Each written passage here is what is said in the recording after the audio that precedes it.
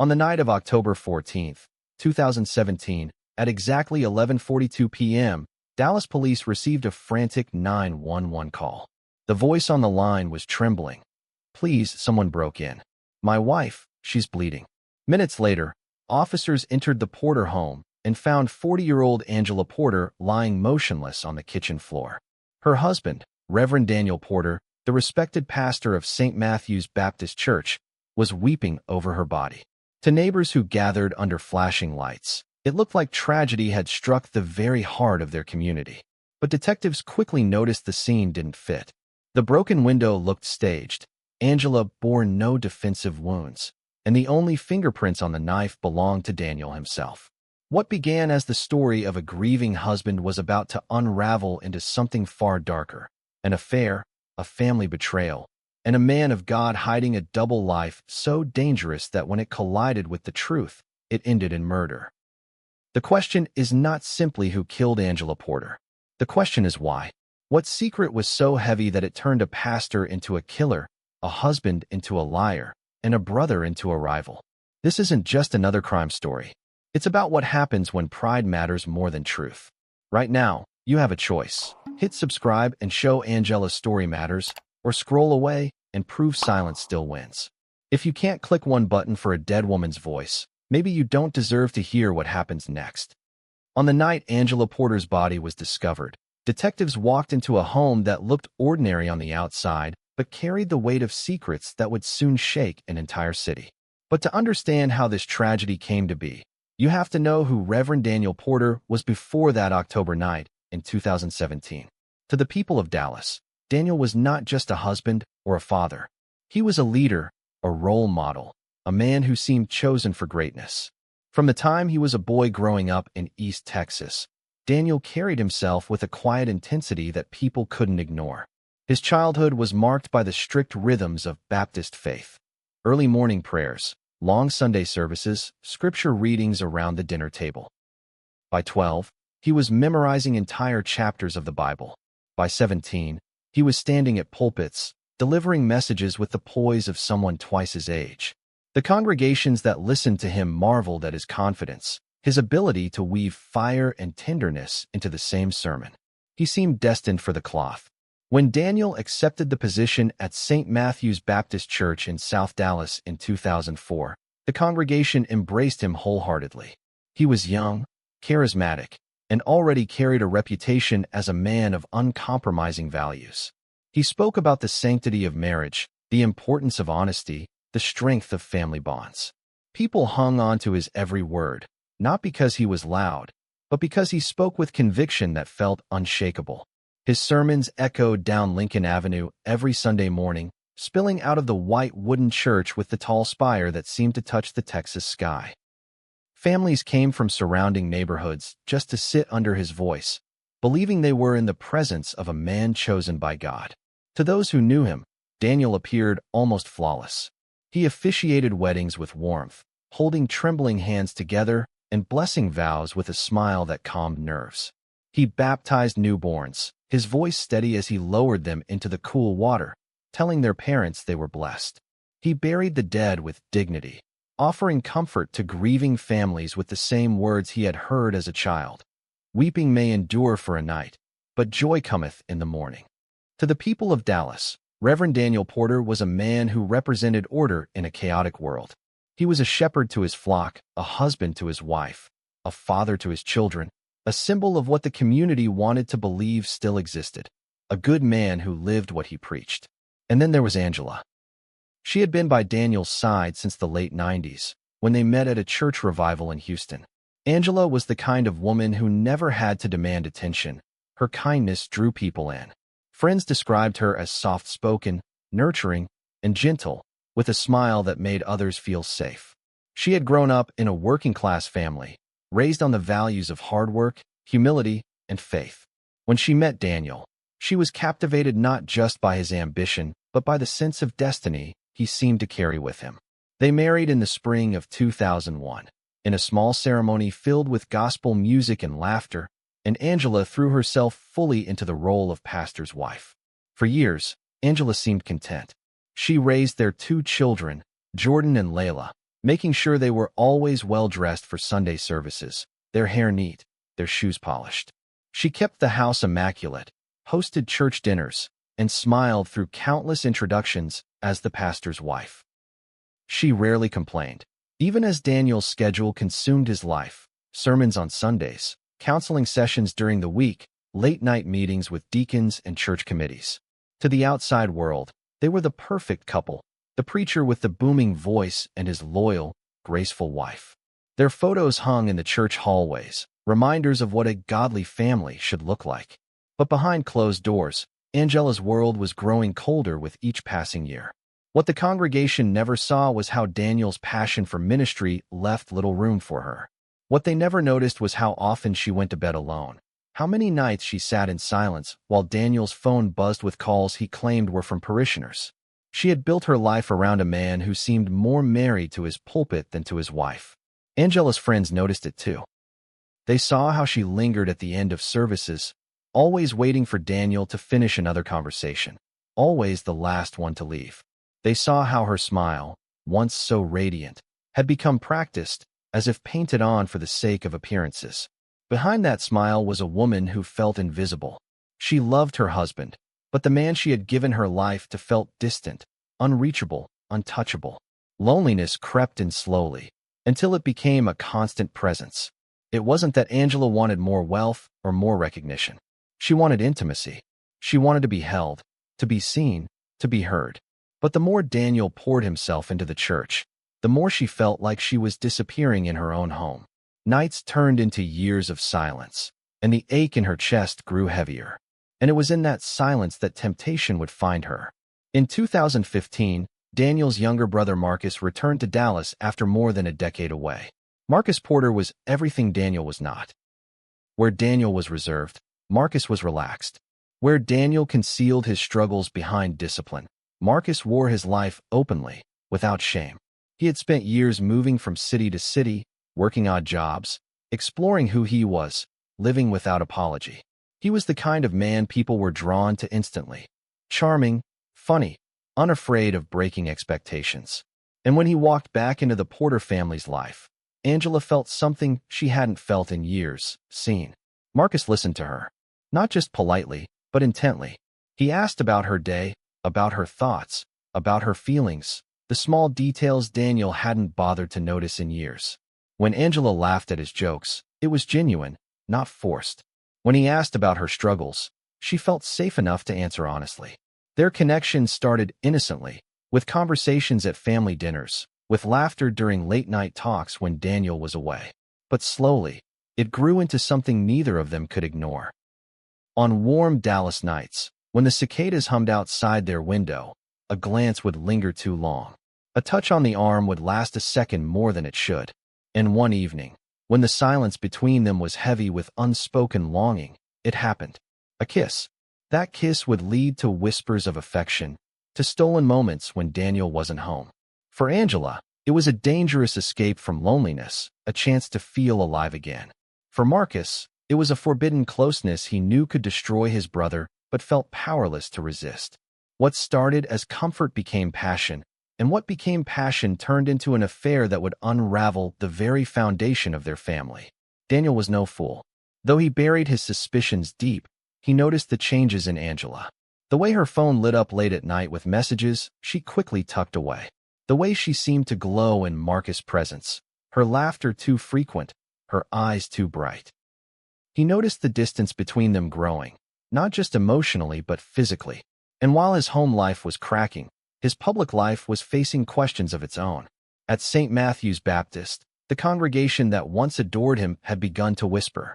Rumors circulated about Daniel's late-night drives, his unexplained absences, the places he was rumored to have been seen. Places that didn't fit the image of the man who preached purity from the pulpit. Some dismissed it as idle gossip, the kind of talk that always follows leaders. But others weren't so sure. They began to wonder if the man they trusted so completely was living a life very different from the one he preached about. Behind the stained-glass windows of St. Matthew's, faith and doubt collided.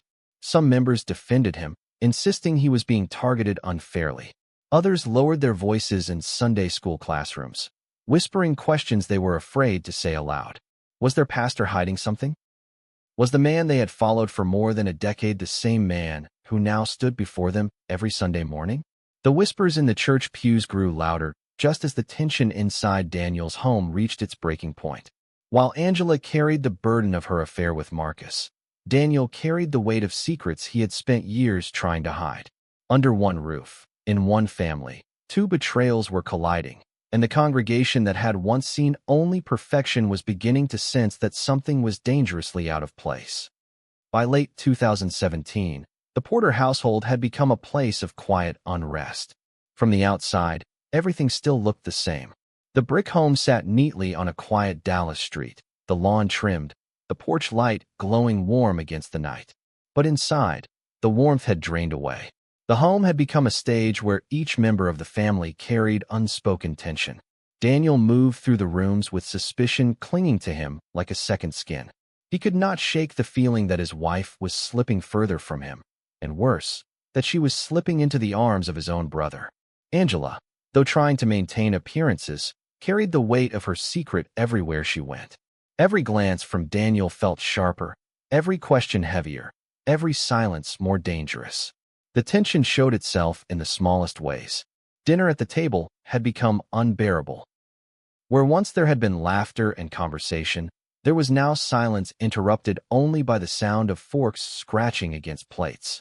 Daniel studied Angela's face during those meals, waiting for her to betray herself with a glance or a twitch, while Angela kept her eyes down, forcing food she barely tasted into her mouth. Their children felt the change as well. Jordan, just 12, asked his mother one night why Daddy never joked anymore. Layla, only 9, stopped asking to sit between them on the couch during television, sensing the invisible wall that had grown where love used to live. Daniel's nights grew darker. He had always been a man of discipline, a man who believed he could master temptation, anger, and fear with prayer. But now prayer offered no relief. He lay awake in bed, Angela beside him staring at the ceiling, both of them too afraid to speak. He watched the faint glow of her phone light up on the nightstand and saw her turn it face down as if hiding the contents from him. His heart pounded as he imagined Marcus's name on the screen, imagined the words they might be exchanging in the middle of the night while he, the man of the house, lay powerless beside her. He began looking for proof. He scrolled through phone bills, checking numbers he didn't recognize. He noticed messages missing from her phone, gaps in conversations, contacts saved under vague names. Each discovery tightened the noose of suspicion around his chest. When Angela said she was going to visit a friend, Daniel drove past the house to see if she was there. Sometimes she was, sometimes she wasn't. The not knowing, the not being able to control, pushed him further into a place he had never been. And yet, while Daniel carried this fury, he himself was hiding.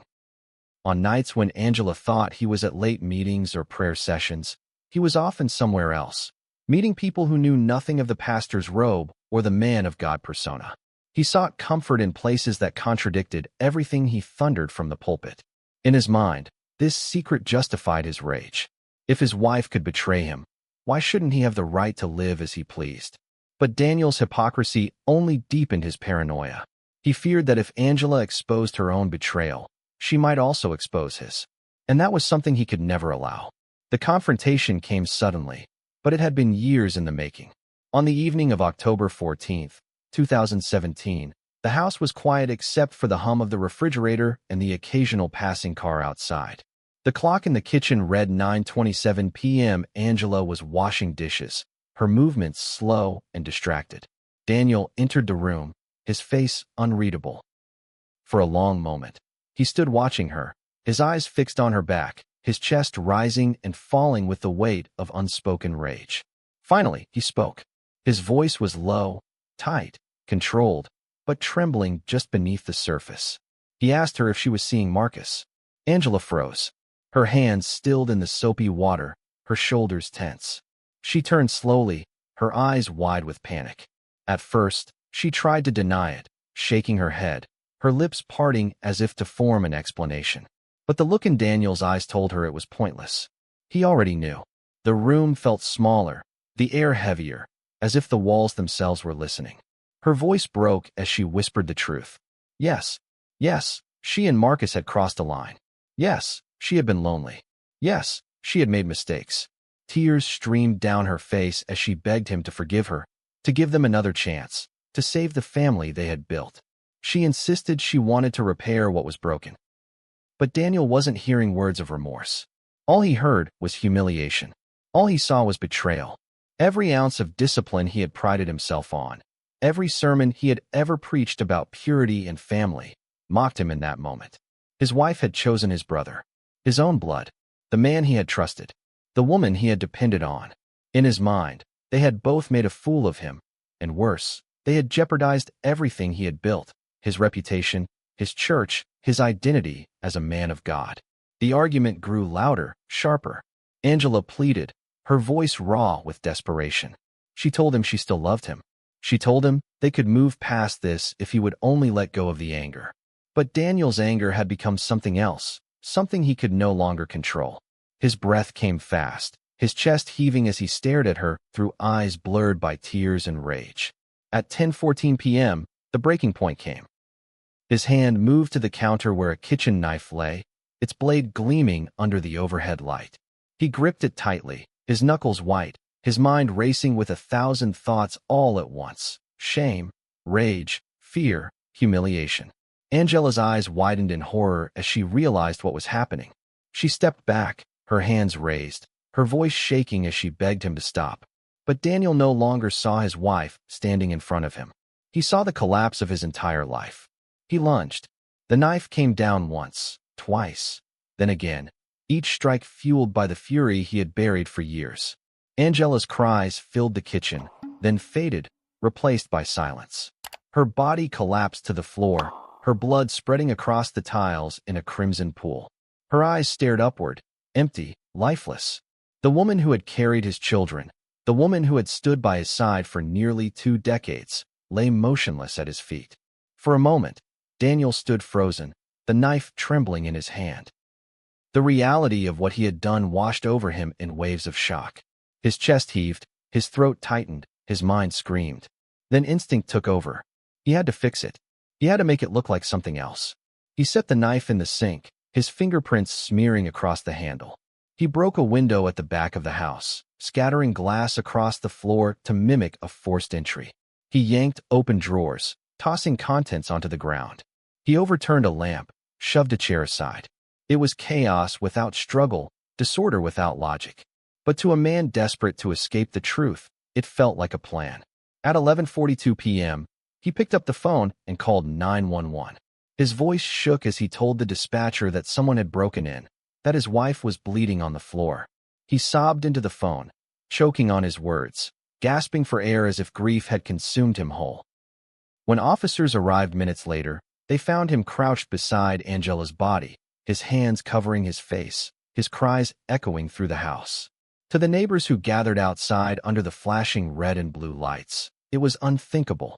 Their pastor, the man who had guided them through weddings and funerals, stood broken in his own home. They wept for him, for his children, for the family that had always seemed untouchable. Some prayed aloud, others shook their heads, unable to believe what they were seeing. But detectives were not so easily convinced. As they surveyed the scene, details didn't add up. The broken window showed no signs of forced entry from the outside.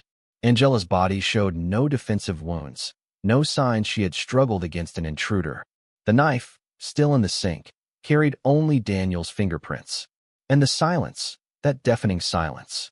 Neighbors said they hadn't heard screams, hadn't heard glass breaking, hadn't heard anything at all.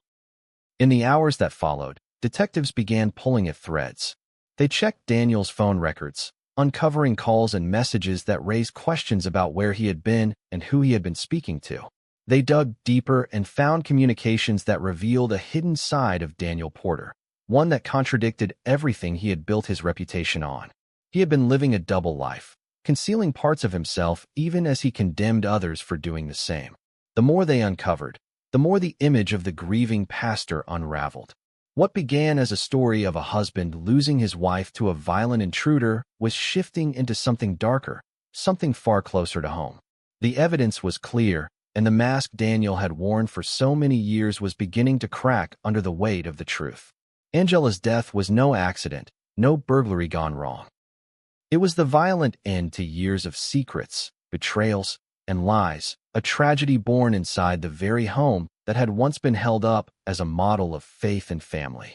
And as investigators pushed forward, they would expose not only the truth about Angela's final night, but the hidden life of the man who had sworn to lead others in righteousness, all while burying his own truth in silence. The trial of Reverend Daniel Porter began on a cool morning in Dallas in September of 2018, nearly a year after Angela's body had been carried out of their modest brick home on a stretcher. By that time, the city had already been consumed by speculation. Churches all over the state referenced the case in whispers, as if even speaking his name might curse their own congregations. Television trucks lined the street outside the courthouse, their tall satellite dishes pointed skyward, reporters standing ready with microphones in hand, narrating every detail of the pastor's fall from grace. The steps of the courthouse became crowded with protesters and supporters alike, some holding signs demanding justice for Angela, others clutching Bibles with Daniel's name scrawled across them, insisting he was being targeted because of who he was and what he stood for. Every morning, when the prison van arrived and the door slid open, cameras flashed like lightning. Daniel, once a man who commanded attention through sermons that filled pews, now shuffled into court in shackles, his orange jumpsuit swallowing the dignity he had once worn like armor. Inside, the atmosphere was electric with tension. Every seat was taken. Journalists filled the benches at the back, pens scribbling, cameras sketching outlines of the fallen preacher. Angela's family sat to the left, clutching tissues, eyes red from grief and anger that had never subsided. Her sister, now the guardian of Jordan and Layla, watched Daniel with a stare that could have cut through stone. To the right sat members of St. Matthew's Baptist, some still unable to accept what they had heard, others too shaken by the mounting evidence to defend him. They sat in silence, wrestling with the unbearable truth that the man they had trusted with their marriages, their funerals, their baptisms, could also be the man who slaughtered his own wife. The prosecution wasted no time in laying out its case. Their lead attorney rose and began not with evidence, but with words that cut straight to the bone. This is not the story of a grieving husband. This is the story of a man so obsessed with control, so terrified of being exposed, that he chose to silence his wife permanently. They walked the jury through the staged burglary, showing photos of the broken window with shards of glass scattered inside the home instead of outside, proof that it had been smashed from within. They displayed Angela's autopsy report, showing the absence of defensive wounds. She didn't fight because she couldn't, the prosecutor explained. She trusted the man standing in front of her, even as he raised the knife. They brought in forensic experts who confirmed that the fingerprints on the murder weapon belonged to Daniel alone. Then came the revelations of his private life. Phone records, text messages, and emails were read aloud, pulling back the curtain on the man who had built his reputation on moral purity. The jury listened as prosecutors described secret meetings, late-night communications, and relationships Daniel had hidden for years. He lived a double life, they told the court. A man who condemned others for their choices was hiding his own, and when his wife's affair threatened to expose him, he chose violence over truth. The prosecution's case was methodical, deliberate, and devastating. The defense, however, tried to frame the tragedy differently. They painted Daniel as a man betrayed in the most humiliating way imaginable. They described the pain of discovering that his wife had been intimate with his younger brother. The heartbreak of realizing the family he thought he had built was crumbling before his eyes. They told the jury it wasn't premeditated murder. It was a moment of madness, a crime of passion born from unbearable pain. They showed pictures of Daniel baptizing children, counseling couples, comforting grieving families, reminding the jury of the man who had once meant so much to so many. They pleaded for understanding, for mercy, for the acknowledgement that even good men can snap when their hearts are shattered. But the trial reached its emotional peak when Marcus took the stand. The room fell silent as he walked forward, his face pale, his steps heavy. He raised his right hand, swore to tell the truth, and sat, his eyes darting briefly toward Daniel before falling to the floor. With a trembling voice, Marcus confessed to the affair. He described how it began innocently, how it grew into something neither he nor Angela could stop. He admitted that he betrayed his brother in the worst way possible, his words choking off as tears filled his eyes. He said he never meant for it to go this far, never imagined it would cost Angela her life. He said he carried the weight of that guilt every day, that not a morning went by where he didn't wish he could turn back time. Daniel's reaction was visible to all. He shook his head, muttered under his breath, clenched his fists so tightly his knuckles turned white. The man who had once commanded entire congregations now looked like a cornered animal, his mask gone, his pride bleeding out with every word his brother spoke. For the jury, Marcus's testimony was not just a confession of an affair. It was the unraveling of the Porter family itself, the final confirmation that this was not the story of a tragic accident, but of betrayal and rage colliding in the worst possible way. After weeks of testimony, the trial reached its end. On the morning of the verdict, the courthouse overflowed with people. Reporters jostled for position, families clutched hands, and whispers filled the air like static. Daniel was led into the room, his eyes fixed on the floor, his lips pressed tightly together. The jury filed in, solemn, carrying the weight of their decision. When the foreman rose, the paper shaking in his hand, the room fell silent. "Guilty," he said. "Guilty of murder. Guilty of staging the scene. Guilty of betraying the trust of everyone who had ever believed in him." The words rang out like a gavel themselves, sealing Daniel's fate. Angela's family sobbed openly, clutching one another as relief and grief poured out in equal measure. Members of St. Matthew's sat in stunned silence, some weeping, others staring blankly, their faith in their pastor crumbling forever. Daniel sank into his chair, his face ashen, his shoulders slumped, his life reduced to an orange jumpsuit and the walls of a prison cell. The gavel struck, and with it, the pastor who once stood in a pulpit as a man of God was sentenced to spend the rest of his life behind bars. From the pulpit to prison. His fall was complete. But Angela's story did not end in that courtroom. Her children, Jordan and Layla, were left to grow up without their mother's love and without their father's presence. They moved to Houston to live with Angela's sister, who became their guardian. The years that followed were not easy. They carried the trauma of that night, the whispers at school, the questions that had no easy answers. But as they grew older, something remarkable happened. Instead of letting tragedy define them, they chose to transform it. Together, they founded the Angela Porter Foundation, dedicated to helping women escape abusive and controlling relationships.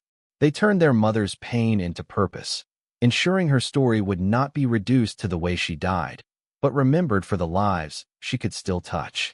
Jordan, now a young man, once told an interviewer that his mother's greatest gift was her ability to care for others, even when no one cared for her. Layla, now grown, said that the foundation was their way of giving her a voice she never had, of making sure no other woman felt trapped in silence the way Angela did. Through them, Angela's legacy lived on. Her death became not just a cautionary tale, but a call to action. The reflections on this case stretch far beyond one family, one church, one community. It forces us to confront hard questions about secrecy, betrayal, and pride. How many men and women live behind masks, terrified of what would happen if the truth came out? How many families smile in public while crumbling in private? How much destruction is caused not by honesty, but by silence? The case of Reverend Daniel Porter is not just about murder. It is about the cost of pretending, the damage of hiding, the way pride can twist love into violence. And now the story rests with you. If you have watched this far, if you have sat through the unraveling of a man's double life and the tragic silencing of a woman who only wanted to be loved, then you cannot leave unchanged. Do not let Angela's story be buried twice, once in her kitchen floor and again in your silence. Subscribe now. Subscribe not just for more stories, but for her story, to honor her memory, to make sure her pain is not forgotten. If you walk away without taking action, ask yourself why. Was her life worth your attention for an hour, but not worth a second of your support? And if you choose not to, then let your silence speak in the comments. Tell the world why you could watch a mother's blood stain her kitchen tiles, why you could see her children grow up without her, why you could hear her legacy turned into hope and still turn away. Let your refusal be written where everyone can see, Because silence is what killed Angela the first time. But your voice, your choice to subscribe, to share, to remember, is what can keep her alive. This is not just a story of betrayal, not just a story of murder. It is a story of human weakness, of pride, of the masks people wear to survive. It is a story of children who refuse to let tragedy define them, of a legacy that turned pain into purpose. And now, it is a story that belongs to you. What you choose to do with it will determine whether Angela Porter is remembered as just another name in a courtroom file, or as a woman whose life sparked change. The choice is yours. Subscribe now, or explain why you won't. But know this, when you choose silence, you become part of the story too.